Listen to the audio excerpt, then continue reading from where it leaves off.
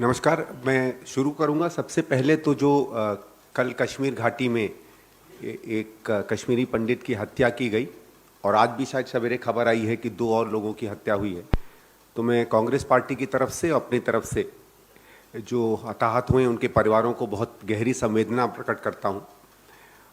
और इस पे ये जो सवाल हम लोग बार बार पूछ रहे हैं, ये फिर से रेखांकित होता है कि भारत सरकार ने जो कश्मीर के मसले को आज से 2.5-3 साल पहले नए नीतियों के साथ उस पर काम करना शुरू किया था, उसकी अभी भी कोई दिशा नहीं दिख रही है। ये नहीं समझ में आ रहा है कि भारत सरकार वहाँ करना क्या चाहती है। हर बार खबर आती है कि वहाँ की लॉ एंड ऑर्डर स्थिति बद से ज़्यादा बिगड़ती चली जा रही है। तो बार बार हम लोगों का यही है कि एक तो स्पष्टता से पता नहीं चलता भारत सरकार की नीति क्या है, और जो हालत बिगड़ते जा रहे हैं उसमें जम्मू कश्मीर सरकार को और भारत सरकार को ज़्यादा गहराई से और ज़्यादा गंभीरता से इस विषय को देखना चाहिए। जो दूसरा विषय और खासकर कल के कारण जो उस विषय आज महत्वपूर्ण है, वो कल जो दिल्ली के शिक्षा मंत्री सिसोदिया की पूछताछ हुई सीबीआई में, उसके बारे में है। पहली चीज़ तो एक ऐसी चीज़ जो कल सामने आई जिसने बहुत से लोगों का दिल दुखाया है पूरे हिंदुस्तान में, वो जब आम आदमी पार्टी ने भ्रष्टाचार के आरोपों में 2 मंत्री उनके फंसे हुए हैं, और वो भी शराब जैसी नीति के भ्रष्टाचार के आरोप में।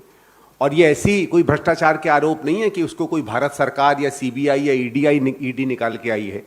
ये वो भ्रष्टाचार की कहानी है जिसको पिछले 8-9 महीने में दिल्ली का बच्चा बच्चा एक तरीके से एक लोकगीत की तरह पूरे दिल्ली में गाता था। सबको पता था कि यहाँ की लिकर नीति के बारे में क्या हो रहा है। उस पर जो कथित रूप से 2 आरोपी माने जाते हैं, उनका जो तुलना इन्होंने हिंदुस्तान के महान शहीद भगत सिंह जी से की है, ये मेरे ख्याल से इससे ज़्यादा घटिया राजनीतिक हरकत बहुत कम होगी। इसकी हम लोग बहुत घोर निंदा करते हैं और अरविंद केजरीवाल से, उनकी पार्टी से कहेंगे कि आपने हर तरीके के निचले स्तर के हथकंडे अपनाए हैं अपनी राजनीति को बढ़ाने के लिए, लेकिन जिस स्तर पर आप आज पहुंचे हैं और शहीद भगत सिंह का नाम जिस तरीके से आपने घसीटा है, उन लोगों के साथ जो शराब की एक तरीके से भ्रष्टाचार में लिप्त पाए जाते हैं, ये बहुत ही घटिया और नीची हरकत है। इसकी हम निंदा भी करते हैं और उनसे कहेंगे कि इस चीज़ को एकदम विड्रॉ करें। शराब नीति के बारे में ठीक है, सीबीआई और ईडी इस पर जानकारी दे रहा है, लेकिन कुछ ऐसे सवाल मुख्यतः सामने निकल कर आते हैं जिसका आज तक जवाब हमें आम आदमी पार्टी से, केजरीवाल से, सिसोदिया से कभी नहीं मिला है। वो बाकी जो भी बताएं कि सीबीआई को मैंने क्या कहा, ईडी को मैंने क्या कहा, उनके पास कोई सबूत है नहीं सबूत है, ये तो सब नाटकीय चीज़ें होती हैं। हमने हर बार देखा है सीबीआई के पास अगर सबूत आते हैं नहीं आते हैं, वो जब केस फाइल होता है उस समय आते हैं। ये कोई वो थोड़ी होता है, टीवी की डिबेट थोड़ी होती है कि मैंने क्या कहा, उसने क्या कहा, लेकिन ये हर चीज़ को नाटकीय ढंग से प्रस्तुत करने की जो कोशिश करते हैं। चलिए खैर, उनकी राजनीति है। लेकिन एक बात आज तक नहीं समझ में आई कि जो शराब नीति भली भांति दिल्ली में चल रही थी, और दिल्ली में ये शराब नीति की कुछ दुकानें सरकार चलाएगी और कुछ सीमित तरीके से उनको हम प्राइवेट को देंगे, ये एक सोची समझी रणनीति के तहत तमाम सरकारों ने दिल्ली में किया है। हर राज्य के लोगों का अपना एक कैरेक्टर होता है, उस हिसाब से हर राज्य जो है अपने तरीके से शराब की नीति बनाता है। और दिल्ली में हमेशा ये माना जाता था कि सरकारी दुकानों में ज़्यादा प्रभाव इसलिए रखा जाता है कि एक तो उसमें रेवेन्यू कंट्रोल रहता है, दूसरा क्या है कि हम कितनी दुकानें खोलें कितनी नहीं खोलें, और संवेदनशील इलाकों में दुकानें ना खोलें, इसका कंट्रोल दिल्ली सरकार में रहता है। दूसरा, आपने ये भी देखा होगा कि बार बार दिल्ली सरकार की नीति भी रही, कांग्रेस के समय भी, उसके पहले बीजेपी के समय में भी, कि पढ़ाई लिखाई के संस्थानों के आसपास, मंदिरों, गुरुद्वारों, मस्जिदों के आसपास, गिरजाघरों के आसपास इस तरीके की दुकानें नहीं खुलें, और ज़्यादातर ऐसी जगह खुलें जहां सार्वजनिक रूप में लोग कम इकट्ठा होते हों, रहने के इलाके अलग हो, रिहायशी इलाके अलग हों। इस कारण से ये नीतियां चलती चली आ रही थीं। उसमें ड्यूटी भी मिलती थी, एक्साइज भी मिलती थी, लेकिन इस नीति को बदलने के पीछे क्या कारण है ये आज तक नहीं समझ में आए। और जब कारण नहीं समझ में आता है तो उसकी टाइमिंग सिर्फ समझ में आई। पंजाब और उत्तराखंड के चुनाव होने थे, गोवा के चुनाव होने थे, 6-8-9 महीने पहले दिल्ली में आम चर्चा आ गई थी कि शराब की नीति में ये लोग बदलाव कर रहे हैं। और ये बात सबको पता है, हमारे पत्रकार मित्रों को भी पता है कि बार बार शराब के ठेकेदार, प्राइवेट ठेकेदारों से बातचीत होने लगी, और जो मुख्यमंत्री बार बार कहता है कि किसी चीज का निजीकरण अपने में ही भ्रष्टाचार का प्रतीक है। आपको याद होगा कि जब दिल्ली में बिजली का निजीकरण हुआ था तो इस आदमी ने उस निजीकरण को केवल यह कह के कि निजीकरण ही अपने आप में भ्रष्टाचार का प्रतीक है, उसने वो इंडस्ट्री जो एक तरीके से किसी न किसी तरह हर तरीके से हम लोग जिसको एथिकल या मॉरल चीजों पर जिसको सवाल खड़े करते हैं, वो पूरा का पूरा सेक्टर उन्होंने सरकार से हटाकर निजी क्षेत्र में दे दिया।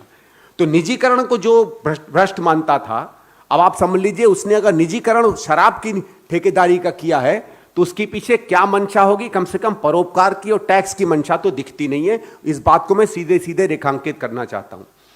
दूसरा, क्या इस नीति के बाद टैक्स बढ़ा?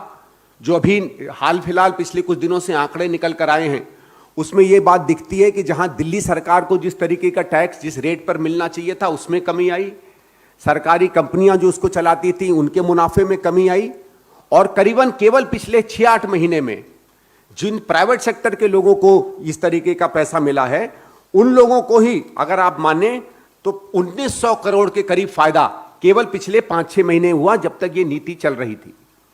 और आखिरी सवाल जो इनसे पूछा जाता है कि अगर आपकी नीति इतनी परोपकारी थी, इतनी जनहित में थी, तो आपने इसको वापस क्यों लिया? नीति वापस लेना अपने आप में इस बात को मानता है कि इस नीति, एक तो नीति गलत थी और नीति के पीछे मंशा गलत थी, इसलिए आगे इन पे कोई तहकीकात हो गए, आगे कोई चीज पकड़ी जाए, इस कारण से नीति को वापस लिया है।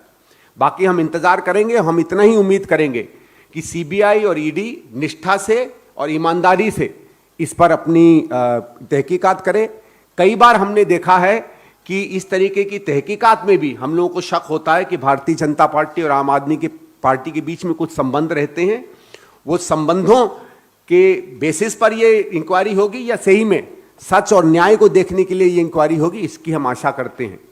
मैं यहीं आज की बात खत्म करना चाहता हूं, केवल 2-3 बात बताना चाहता हूं कि हम लोगों ने, क्योंकि देखा है कि अब जिस तरीके से दिल्ली सरकार चल रही है, 5 या 6 ऐसे नए मुद्दे निकल कर आए हैं जिसमें हम आम आदमी पार्टी को भ्रष्टाचार से लिप्त मानते हैं।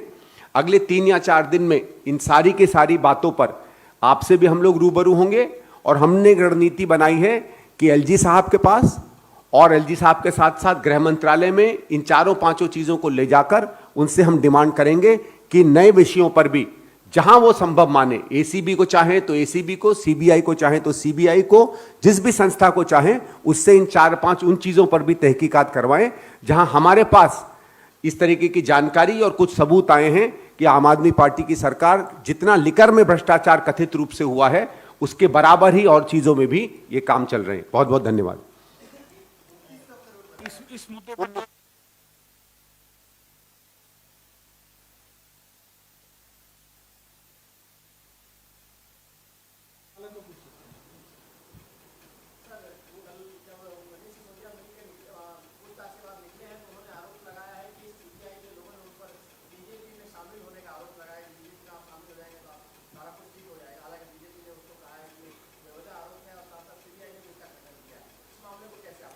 देखिए, पहली चीज तो हमको सवेरे से मालूम था कि शाम को यही कहेंगे, तो कोई नई बात नहीं है, वो तो ये तो उनका तौर तरीका है।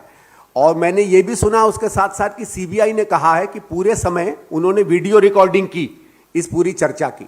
तो ठीक है, अभी तो वीडियो रिकॉर्डिंग वो दिखाएंगे नहीं क्योंकि उसको सबूत अबूत माना जाता है, लेकिन मैं सीबीआई से कहूंगा कि जब ये सब पूरा हो जाए और आपकी इंक्वायरी पूरी हो जाए तो हमारे सामने भी भाई वो वीडियो रिकॉर्डिंग पूरी कर दें।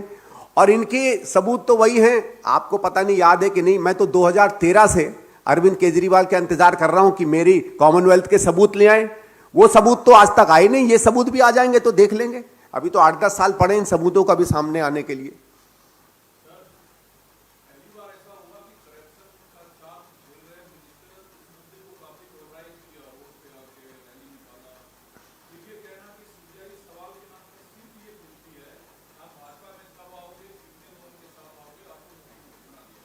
देखिए, जो जितना आदमी डरता है ना उतना ही बड़ा नाटक करता है। बहुत सीधी बात होती है। हम लोगों ने हमेशा देखा है, जितना ज्यादा नाटक करोगे, जितना ज्यादा आप कालिक में खुर पुते रहोगे, उतनी ज्यादा आप अपने में सफेदी पोतने की कोशिश करोगे। कल का जितना नाटक हुआ, जिस तरीके से हुआ, एक होता है कि आप अपने पार्टी के समर्थन में खड़े हो, कोई दिक्कत नहीं है भाई।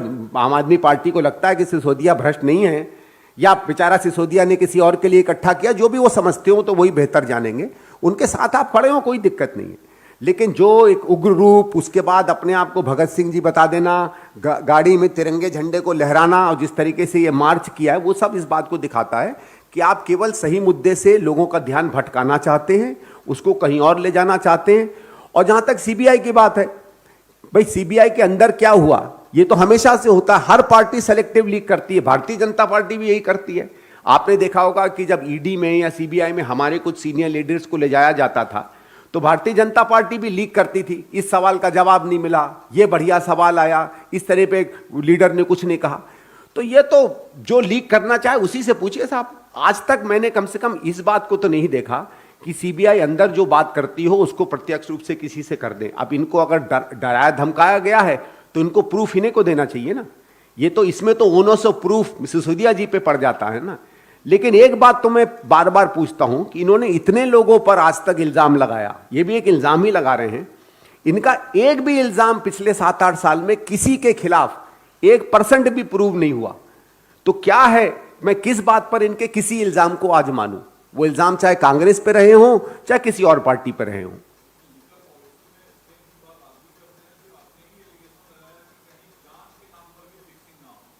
देखिए ये संदेह है, क्योंकि ये रही है ये बात। देखिए यही लिकर पॉलिसी बहुत दिनों से सबको मालूम है दिल्ली में क्या हो रहा था। हमारे प्रदेश अध्यक्ष इस बात को लेकर 5-6 महीने पहले दिल्ली भारत सरकार पे चले गए थे। तो हम लोग ये समझते हैं कि भारत सरकार भी जब ये चीजें सामने आती हैं तो उनको उस जिस तरीके से हमको लगता है कि एक एंटी करप्शन के हिसाब से आपको एकदम त्वरित कदम लेने चाहिए, वो क्यों नहीं लिए जाते हैं। 4-5 ऐसे मुद्दे हैं जिसमें मैंने बार बार भारत सरकार को लिखा है, हमें मालूम है कि उसमें क्या तथ्य हैं क्या नहीं है, लेकिन उस पर एक्शन क्यों नहीं लिया जाता, जिनकी मैं बात कर रहा था कि आने वाले समय में मैं आपसे फिर रूबरू होकर इन चीज़ों के बारे में बात करूंगा। हम ये बात को जानते हैं कि कई बार ऐसा लगता है कि भारत सरकार में और आम आदमी पार्टी सरकार में अक्सर जो है हमने देखा है मिली भगत रहती है।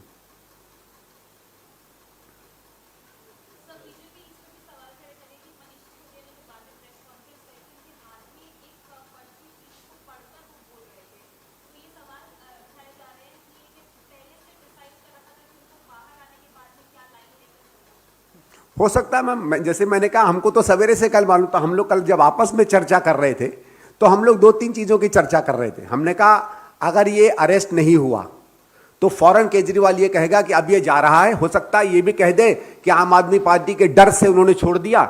ये भी कहेंगे कि ऑपरेशन लोटस की कहीं ना कहीं आएगी। तो ये इनके तौर तरीके हैं पुराने। अब दिक्कत क्या है कि इन्होंने इतनी बार यही वही चीज़ें बार बार कही हैं। वो एक अंग्रेजी में कहावत है ना, क्राइंग वुल्फ की, इतनी बार रो पड़े हैं कि भेड़िया है भेड़िया, तो अब इनकी बात ज़्यादा चलती नहीं है। अब वो पर्ची से कहा हो सकता है इनके 4-5 तौर तरीके होंगे तो उन्होंने नोट कर लिया होगा क्या क्या क्या क्या पर्ची में कहना है, हो भी सकता है।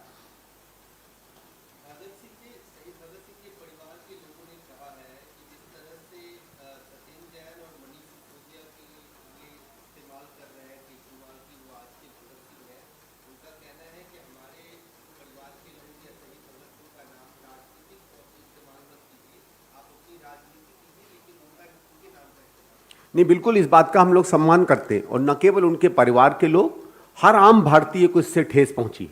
देखिए वो जिस संदर्भ में और जिस चीज़ों के खिलाफ शहीद भगत सिंह लड़े थे वो ऐसा है कि आज भी उससे एक तरीके से एक आदर्श है हर हिंदुस्तानी, हर भारतीय के लिए। और आप तो बल्कि कथित मतलब शराब के मामले में पकड़े जाते हैं, आप पर इंक्वायरी चल रही है और आप अपने आप को देश की आज़ादी की लड़ाई से जोड़ लेते हैं, उस संघर्ष से जोड़ लेते हैं जिसने दुनिया में अपने आप को प्रतीक बनाया। तो ये तो बहुत ही शर्मनाक बात है। Thank you.